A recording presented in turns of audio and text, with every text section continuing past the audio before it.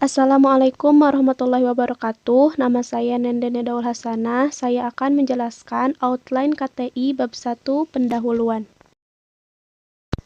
Tema KTI yang saya buat adalah kesehatan. Judulnya, Pengaruh Kopi bagi Kesehatan Tubuh di Kalangan Pemuda.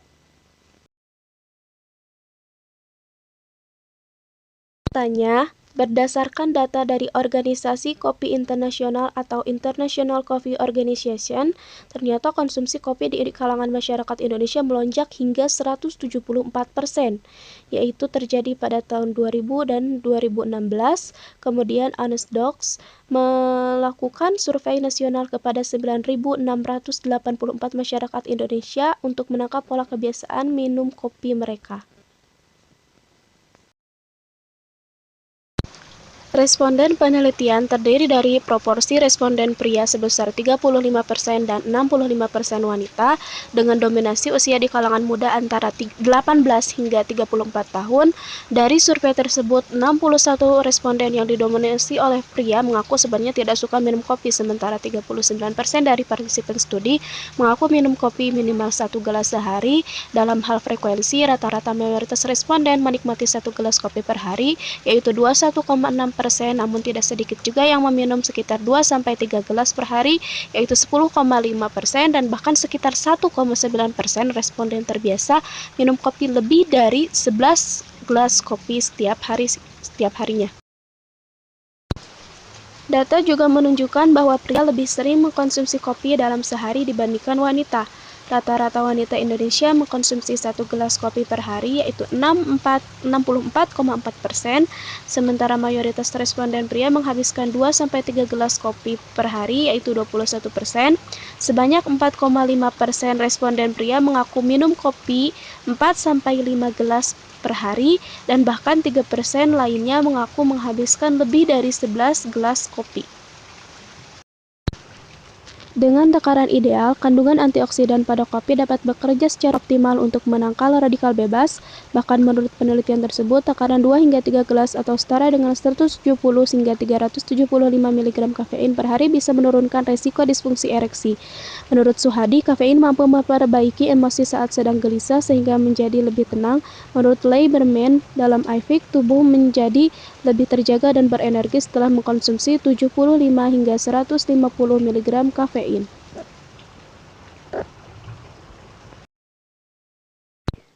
Menurut fakta, kopi sering dikonsumsi oleh pria dalam frekuensinya, bahkan ada yang dalam seharinya lebih dari 3 kali sehari dalam mengkonsumsi kopi.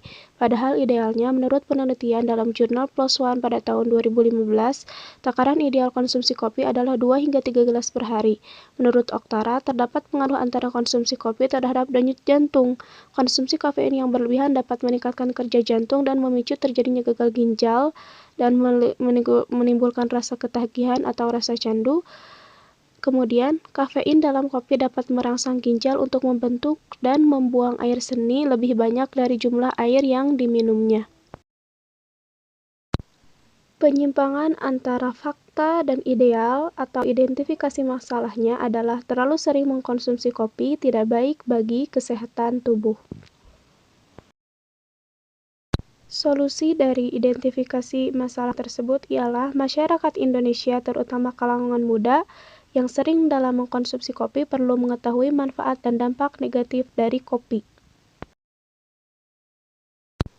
Rumusan masalah yang dapat ditarik sesuai dengan latar belakang tersebut. Yang pertama, mengapa orang menyukai kopi? Yang kedua, bagaimana pengaruh kopi bagi kesehatan pemuda bila dikonsumsi dengan takaran wajar? Yang ketiga, bagaimana pengaruh kopi bagi kesehatan tubuh pemuda bila dikonsumsi secara berlebihan?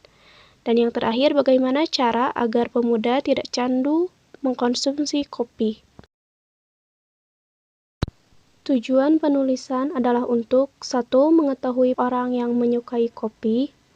Yang kedua, mengetahui pengaruh positif bila kopi dikonsumsi dengan takaran wajar di kalangan pemuda.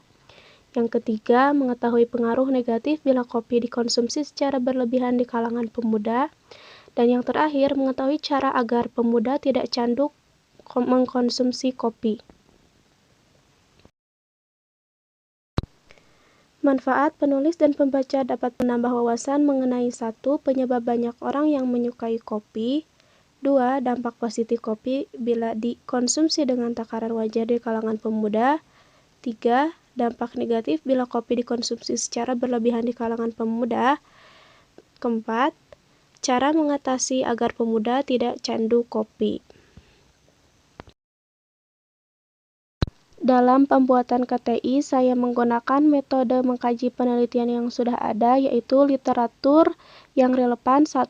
Jurnal Analisa Sosiologi 3 bagian 2 yang berjudul Perilaku Konsumsi Kopi sebagai Budaya Masyarakat oleh Solikatun, Rajatri Kartono, Argyo Demartoto. Yang kedua, Jurnal Gizi dan Pangan yang berjudul Persepsi Terhadap Konsumsi Kopi dan Teh Mahasiswa TPB/IPB tahun ajaran 2007 hingga 2008 oleh Febriana Ira Dewi, Faisal Anwar, dan Leili Amalia. Yang ketiga, Jurnal Keilmuan dan Aplikasi Teknik yang berjudul Analisis Pengaruh Konsumsi Kopi Terhadap Denyut Jantung pada Pemuda oleh Monita Rahayu. Yang keempat, artikel dalam blog tempo.com tentang survei konsumsi kopi masyarakat Indonesia. Yang kelima, artikel CNN Indonesia tentang bahaya kebanyakan minum kopi. Sekian penjelasan tentang outline KTI bab 1 pendahuluan dari saya. Mohon maaf apabila ada kesalahan. Wassalamualaikum warahmatullahi wabarakatuh.